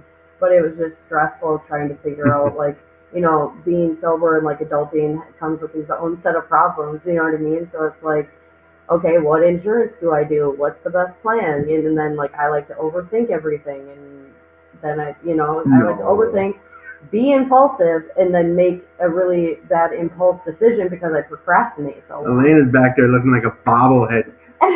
She's like, Like, yeah. So, like, just anyone listening, like, fuck, congratulations. Like, that's I don't know, for me hearing that, like, that's like hope. Mm-hmm. It is. Like, I know you shared about, like, you said it about 4 times. I started counting. You said it sucks. It sucks. Mm-hmm. Like, I'm going to challenge you to try to switch that thinking to, like, fucking, I'm winning. Mm-hmm. Like, this, we started talking about this morning. The first things I said, the first question I asked you guys, like, what's it like when someone says, grow the fuck up? Yeah. Because the ones that in my recovery circle, my men's meeting that I go to Thursday nights at New Hope, Alano, with a bunch of old crotchety pricks that are all happy in recovery and don't sugarcoat a thing. When they get into a hard share, that always comes out. Like, guys, it's time to grow the fuck up. Like, and it's like that. And when you get that feeling of fuck you, it's what I need to hear. Good. Another thing, we talked about self-care. Elena, we were jumping right into this, so we didn't do a self-care segment. She's going to do it next week. So you guys pulled up, and I'm like, oh, you guys going on vacation? Look how tan you are. Because my girl just got back from Belize, and she tanned for like weeks ahead of time. So I'm like, where are you guys going to? What's going on? I'm just shooting for some sort of cancer by the time I'm Oh, fuck it. So how about you share with me what you were saying about it? Self-care. It's self-care. I don't go get my hair done. I don't go get my nails done. But, I mean, it's just a part of self-care. It makes me feel better about myself, and it's just something that I like to do for myself. I mean, I like it. I opted for like the top package basically that you can get, because you can go in there and you got this bed that like spritzes you. It's got aromatherapy and it's got these nice Bluetooth speakers. So when you go in there, you can play a bunch of Suicide Boys and a bunch of loud music as loud as you can. You just go in there and you just tear shit up. So it's a type It's of relaxing. It's okay. It's relaxing. So it's a form of meditation. self-care. Yeah. This is a self-care. Without doing a segment, we kind of got a segment in about self-care tonight. No, that's good stuff. I wanted to touch on that because right away, that's my head. You know, I assumed something, and it was totally not what I thought. Mm-hmm. I'm like, you guys looking good. Da-da-da. I would like It's to be funny able to go because- on vacation. Yeah. But wait, you know what? We got time. I want to bring up something. In the goals group, because I share about this all the time. We're in a goals group with like 15 of us, and some post, I want to drink water today. Some posts like, look, I'm going to really knuckle down and realize how far I've come in recovery instead of how far I want to be at. Instead of looking at where I need to go, look at where I've gone. And others are like, look, guys, I'm doing something right now. I'm on day 5 of a vacation that I paid for. And this is something that never would have been possible prior to. And the one who posted that was Kyle. What was that about? What was that like? You know what I'm talking about when you kids went on This was a Duluth trip with Kenzie and all the family, and it was 5 days of no work, 5 days of chilling, 5 days of being a tourist, 5 days of trying to fish, being successful. I caught one fish.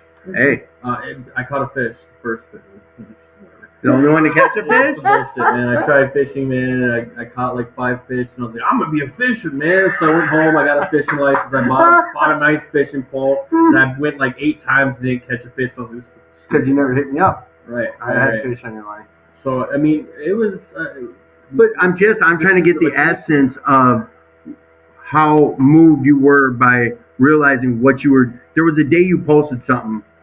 I should bring it up, but you were like reflecting on where you were at in life at that time and like what you were doing. Like, I'm paying for it all. Like, do you remember? I'm trying to bring it back to that. The feeling was it was just insane that I was able to do something like that. There was gratitude that I was in a place where I could afford it, that I was mentally equipped, that I was, at a level of peace, that it would be okay, a level of serenity, mostly serene. I like to say mostly serene. I'm not fully serene. I like to say mostly.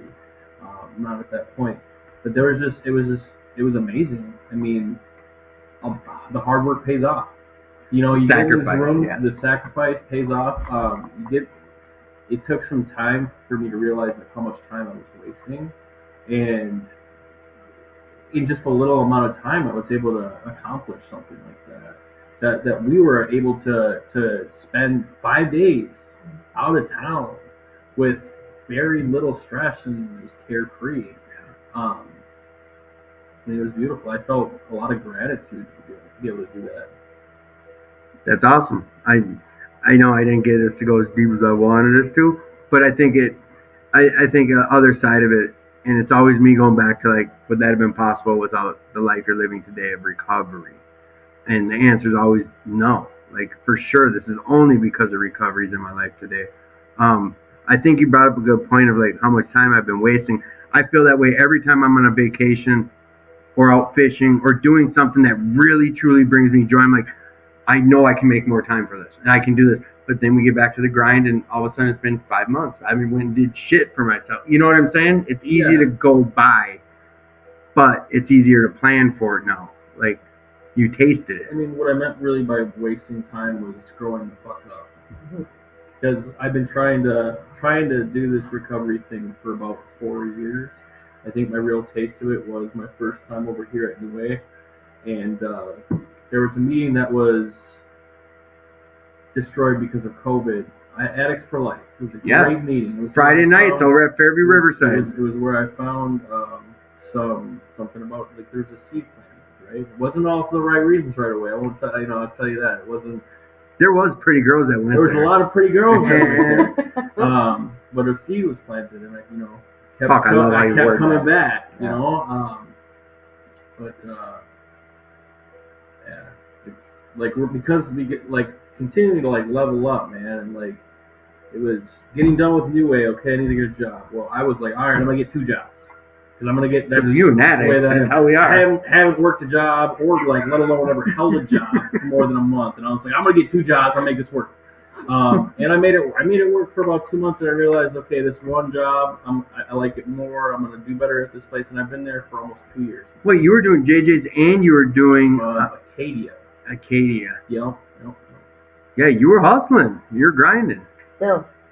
But He's got like 4 jobs now. I got 4 jobs. I'm on payroll 4 places. You guys are a little old. But I'm not even working 40 hours a week, so I'm not even gonna make it front like I'm working harder than anybody here. I probably work the least. Yeah, but no, there used to be this show called In Living Color, and there's this Jamaican family on there that used to be like, we got 10 jobs, man. Kyle's over here with 4 jobs, and you show up when you say you're gonna show up.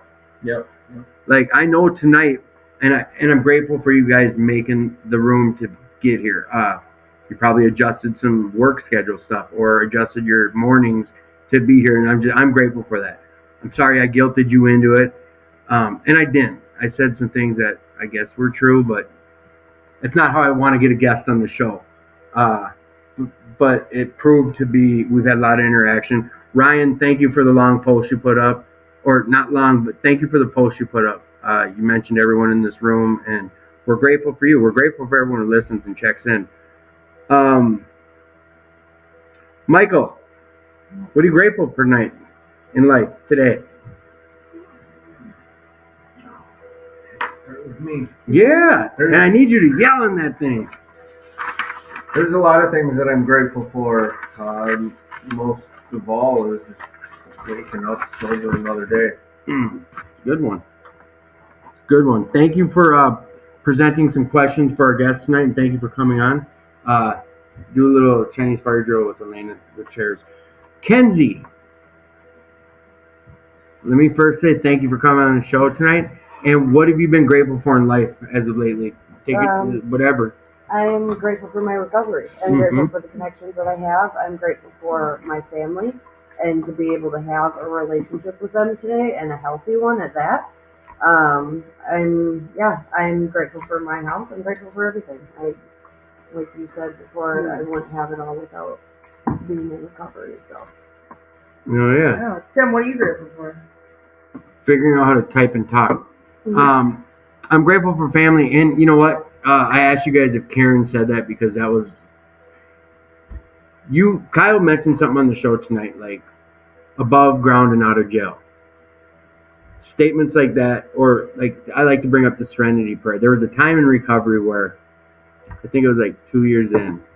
I said the Serenity Prayer yet again for like the 9th time that week, and it was Tuesday, and I heard it.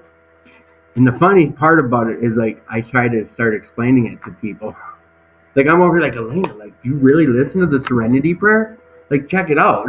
And I'm breaking it down to people that have been saying it for 20, 30 years. But it clicked. Like, I heard it. Like, I'm grateful for hearing shit today. Like, to be able to have someone on the show. Like, right now I get all jazzed up and sugared up and talk over people and ask questions before you're done with the first one. But I listen to these shows, like, and I listen to what you guys say. I reference some things you brought up because I hear it. I'm grateful for being able to hear some shit and be willing to hear something.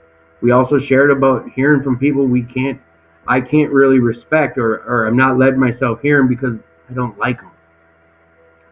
There's a gist for today that says don't shoot the messenger.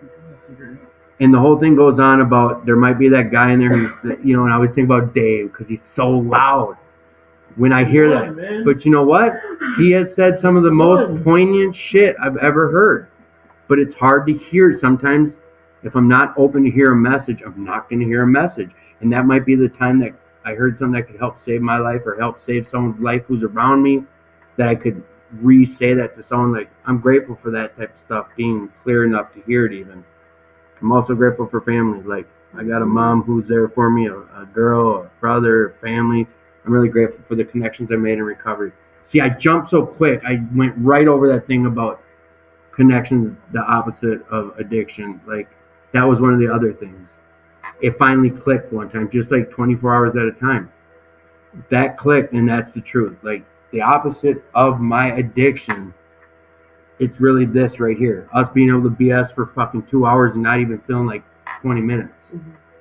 That is, like, I can come to tears talking about that. It's what helped save my life and give a mom or son back and, like, someone else to count on. It's big for me. So I'm grateful for that shit. Kyle, what's grateful for, brah? You know, I'm grateful for Maplewood Police Department for not taking my life and for arresting me countless times, because without them I don't think I'd be where I am today. I'm grateful for my family, the restoration that I've seen in some relationships in my family. I'm grateful for BSN as a whole, and the change that helped create my life, and that I'm able to serve and be a part of an organization that helps save so many people's lives. Grateful for Will Work for Recovery Crosstalk at 5 o'clock. I'm grateful for, you know, pretty much everyone in the community that I see on a weekly basis today because I'm present. I'm grateful for the ability to be present. I'm grateful when people call me on my shit. You know, maybe not right in the moment, but over time I appreciate it a lot. I'm grateful that I'm able to be held accountable today, and grateful for everything. Grateful for recovery. Love you guys. So, real quick, we got a few minutes. The Alamo Society of Minneapolis, the return of monthly dances, Saturday, December 3rd, 2022, 9 p.m. to 12 midnight, here at the club. Dances are back. Please don't bring drugs or alcohol. Really? We have Thanksgiving here at... Oh, it's under my feet. We have Thanksgiving on Thursday here at 2218. Bring your friends, bring your family, bring a hungry tummy. The Alamo Society of Minneapolis is thankful for you. Join us for food, fun, and fellowship Thursday, November 24th. Turkey dinners at 11:30 a.m. to 2 p.m. Ham dinners 3:30 p.m. to 6 p.m. Turkey and ham dinners are free of charge. Rib dinner for the Vikings game. What? $10 a plate. We're doing the Vikings games here. Come on down. Make this club your club. Jane's Gratitude Cafe is back in full force. This club is the business. Remember, if you're not able to get to this club and you don't feel safe where you're going on Thursday, find another club to go to. Reach out to one of us. Reach out to someone. Mental health is real, and if you're struggling, please seek some help. You're worth the fight. I have the crawler going across the screen the whole time. Like, own your recovery. Your life is worth it, and you're loved. If no one's told you yet today, I love you. You got people around here who will tell you the exact same. Damn, there's something else I wanted to talk about. Give to the max. One more time. I put the link on there. You don't need to give thousands of dollars. Hop on there and give $5. If you got $5 in a prepaid card, whatever, give. If you did want to give $100, sweet. But turn that into like 10 different donations. Give $10 at a time. The more, the merrier. Not dollar amount, but donations. That's what counts here. So if you're able to, do it. Like I said, make this club your club. Own your recovery. You're worth it. Like, I don't care what anyone else says. You're worth it. You're loved. If you have ideas for this show, if you want to see it go in a specific direction, if you want to see specific guests on this show, if you want to be on this show, reach out to Elena, reach out to myself. Come on down to the club. I will be here every Friday night by 8 p.m. Come talk to me. We welcome anyone's suggestions. Make this your show. I don't pump it up like I want to, but share this show with anyone who could use a little recovery talk in their life, or just, you heard 4 people just chopping it up tonight about life, and it's life without getting fucked up anymore. And it's shit. I'm happy. You guys happy? Mm-hmm. Like, you heard someone talking about doing some shit he didn't believe and got results he couldn't deny. That's what we talk about here. We love you. Next week, I'm not sure if it's Rick and Jesse. Do you have it? No, they're back in this. No, they're back in December. In December for step 12. I gotta check. I don't have my phone out. I'll post it throughout the week. Tony and Benton. Oh yes, Tony and Benton. Ooh, there's some. Yeah, Tony and Benton. Tony is someone you guys don't want to miss. You'll see when he shared there. I don't even want to steal the thunder. So he's good. And then next month, with exception to the Rick and Jesse show, it's going to be sponsees coming on. I've already got 2 set up. We got one with John B, who's been on the show, Tony M, who's not been on the show, and John. They're in a sponsee relationship. They'll be on the show, and I don't want to drop other names, but we got another sponsor and sponsee coming on. So again, you're loved. Please, if you are struggling, please reach out. You're worth it. We love you. Till next time. Deuces.